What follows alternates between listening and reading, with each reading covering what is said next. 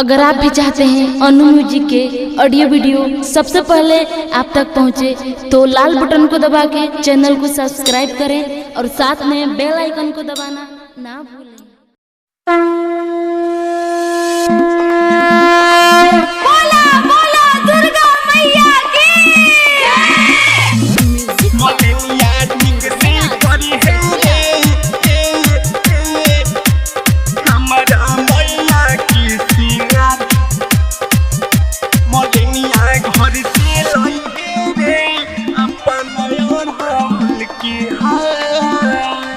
जब से चढ़ल बाटे दशहरा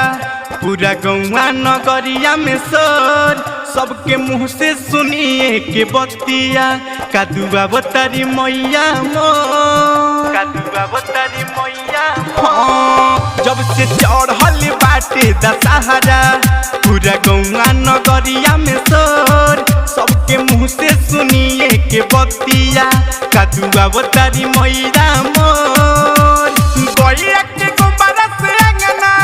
लिपि कोइली हनी तैयार मलिनिया ठीक से करी है रे हमारा मैया की सिंगार मलिनिया ठीक से करी है रे हमारा मैया की सिंगार मलिनिया घर से लई है रे अपन अड़हुल के हार मलिनिया ठीक से करी है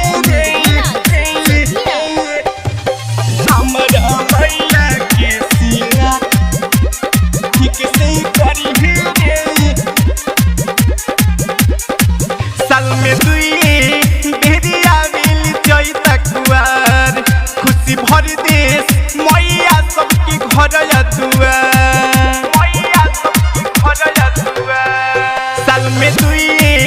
बेरिया मिल जई तकुआर खुशी भर देश मैया सबके घर दुआर। तोहर से कल सब मंगवनी झुलुआ लागल निमिया के डार मलिनिया ठीक से करी है रे हमारा मैया के सिंगार मलिनिया ठीक से करी है रे हमारा मैया के सिंगार मलिनिया घर से लई है रे अपन अड़हुल के हार मलिनिया ठीक से करी है रे हमारा मैया की सिंगार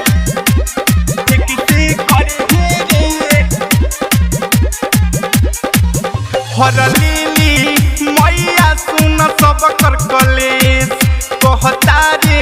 प्यारे मोहन असंग मितले